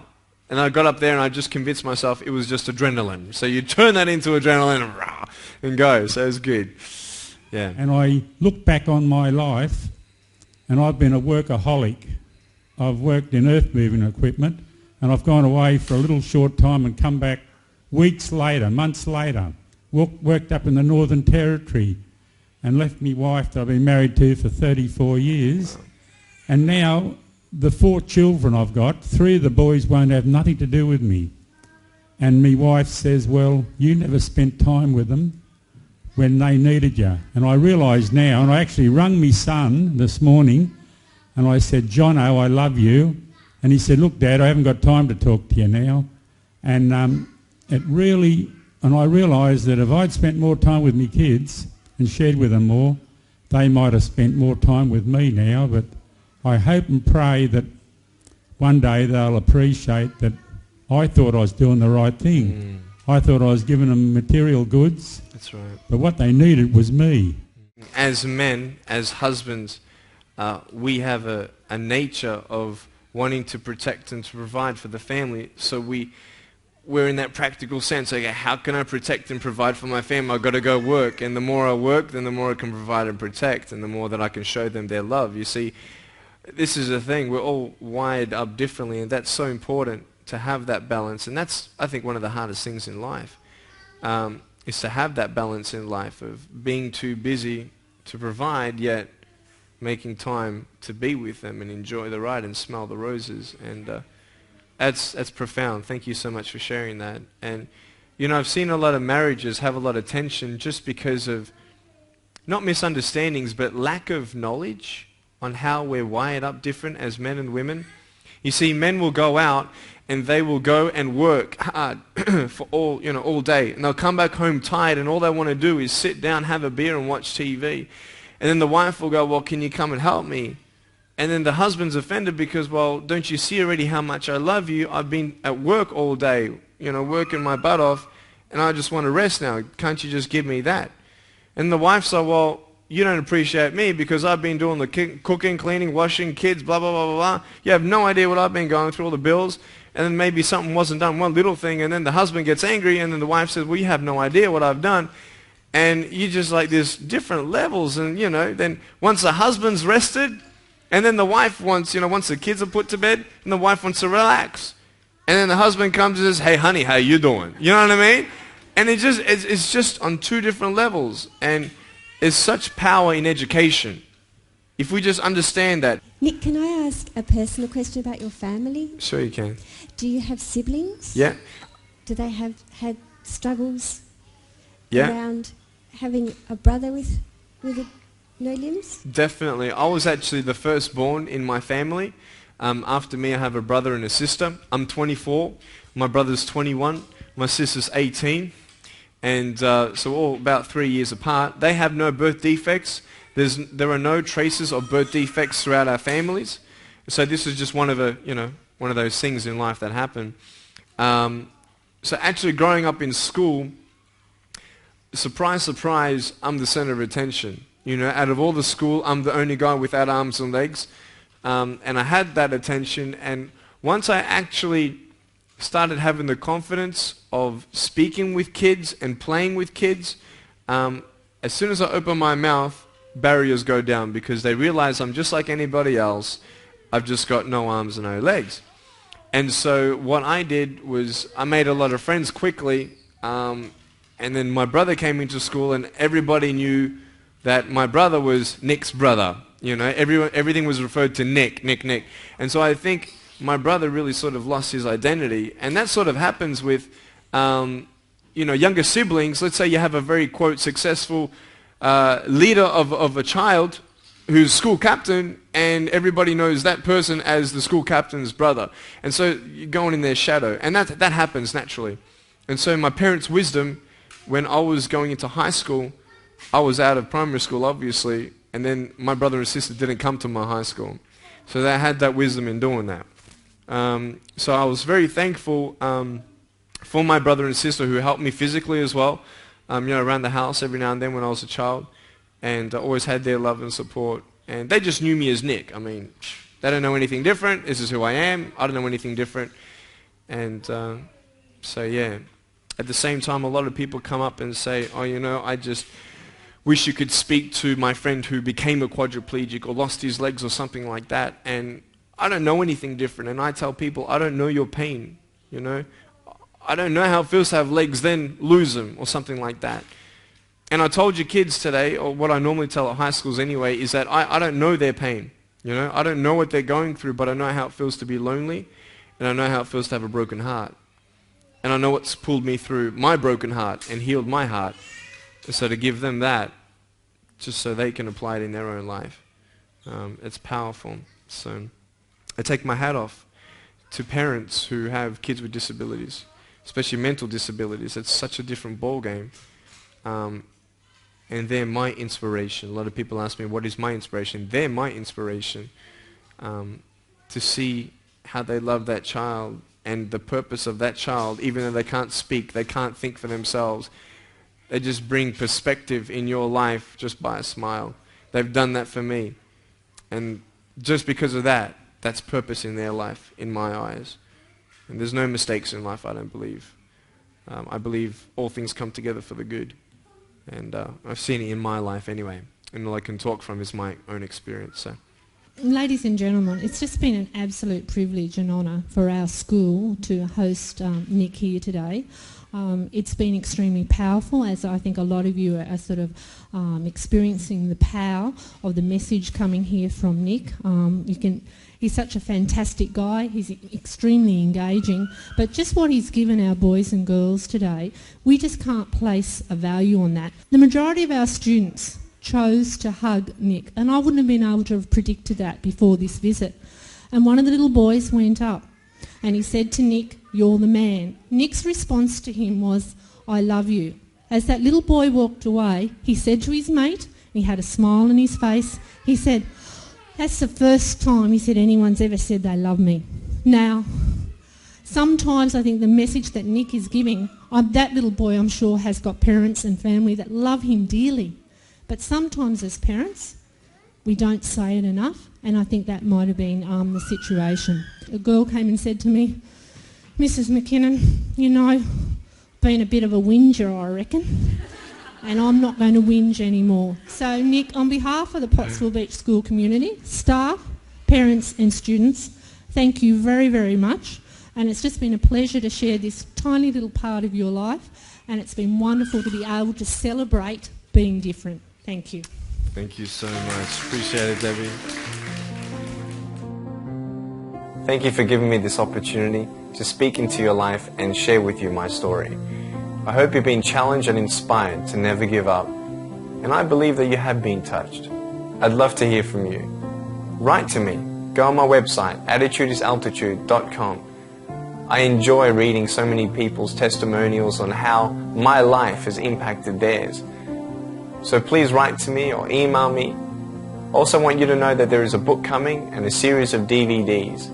So be on the lookout for that. If you see me on the street face to face, make sure you come up and say hello, give me a hug. I'd love to meet you. Remember, there is always hope. Never give up.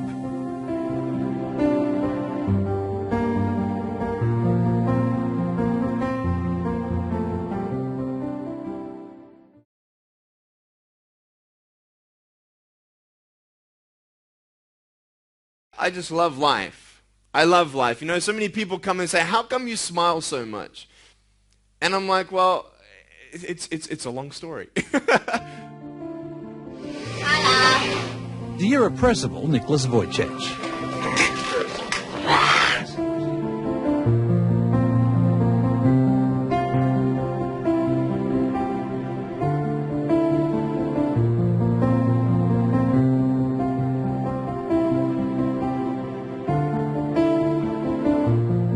The birth of a son with no arms or legs was a challenge they didn't want. I really couldn't believe it. I just thought it was a bad dream. I thought I'd just wake up any minute and it's all over. So I wasn't sure whether I was going to take him home. And I didn't think I would be up to looking after him.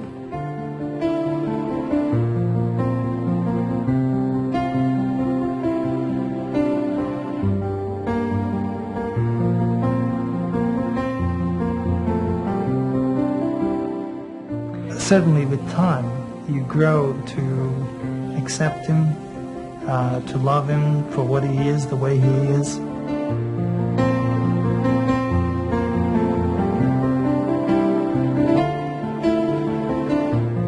Providing Nicholas with everything he needs is a constant struggle, a battle to find or design suitable equipment, a battle to find the money to pay for it all.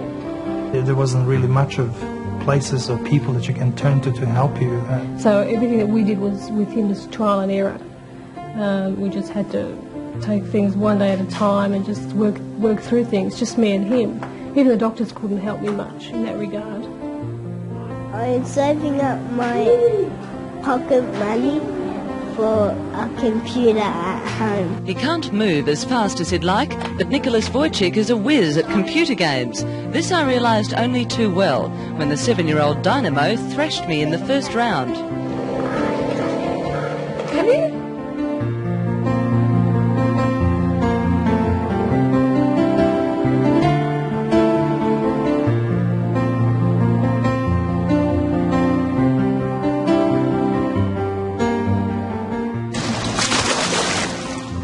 Swimming is his latest achievement, this performance after only 2 lessons. Tackling disability comes naturally for Nicholas. Disability is a word he doesn't seem to understand.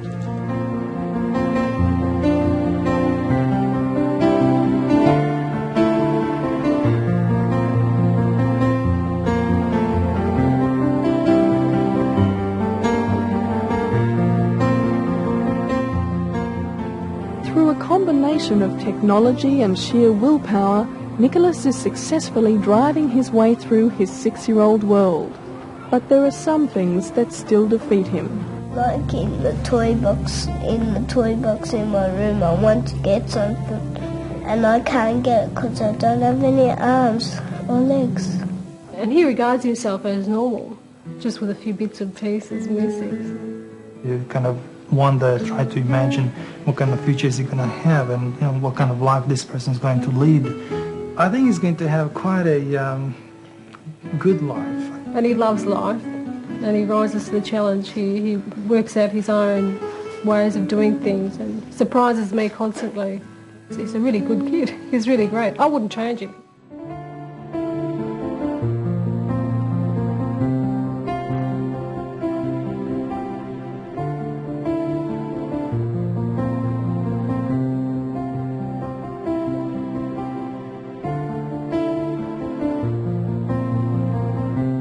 Cherie Long is Nick's fellow school captain. Together they say they can make a difference. I think we'll be great school captains and I think we'll make a better place. But when he's not in the classroom, Nick's out here playing sport. And now as school captain, he's determined to make sports days wheelchair friendly. We can have disabled wheelchair races and so they get involved too. And I was really left out last year. But not in the playground. As strange as it may sound, Nick's the resident handball champion.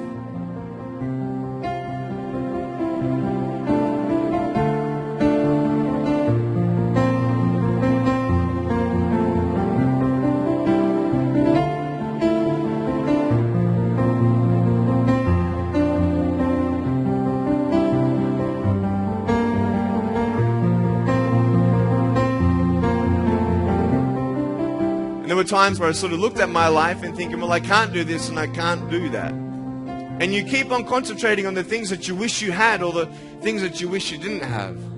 And you sort of forget what you do have.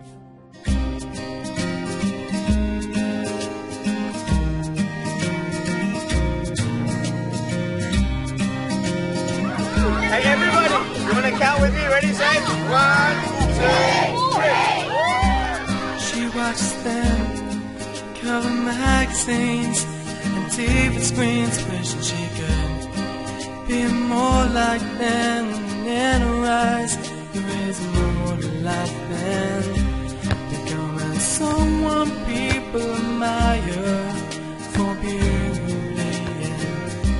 So at night she stares out a window, wishing she could change.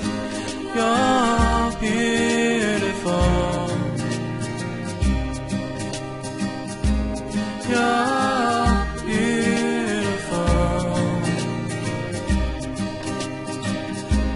You're beautiful. You're beautiful. Just the way you are.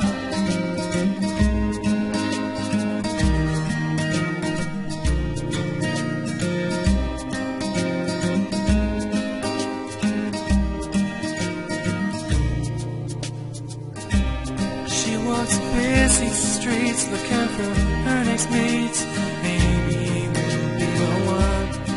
'Cause in her mind there is more to life than being someone. But deeper down she has found the one thing we love.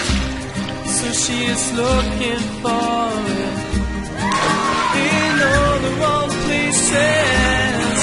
You're beautiful. You're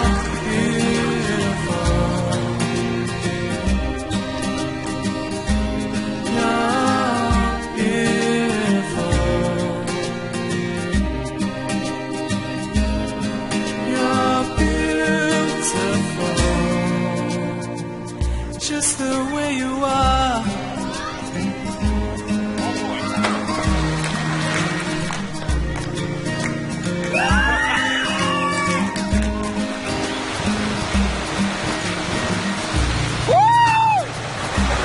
She walks busy streets looking for her next needs. Maybe he will be the one. 'Cause in her mind there is more to life than being someone. But deeper down she has found the one thing to make her. It's freezing, I can't feel my hands. So she is looking for it. I've always wanted to ride a horse on my own. Says you're beautiful. Boom, boom, boom, boom, boom, boom, boom, boom, boom, boom, boom, boom, boom, You're beautiful. You're beautiful.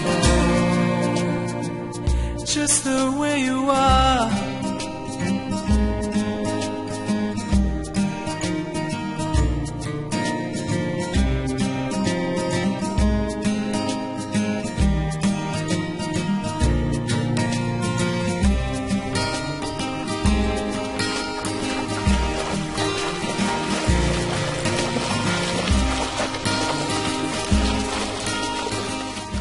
Today, man, we did it. I'm so happy. That was so much fun. It was awesome. Still hears his words surrounding her.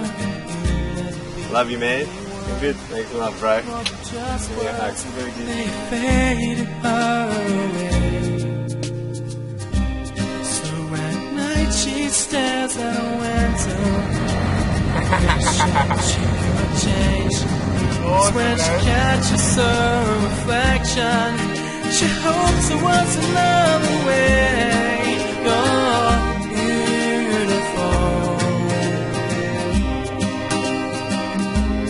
You're beautiful.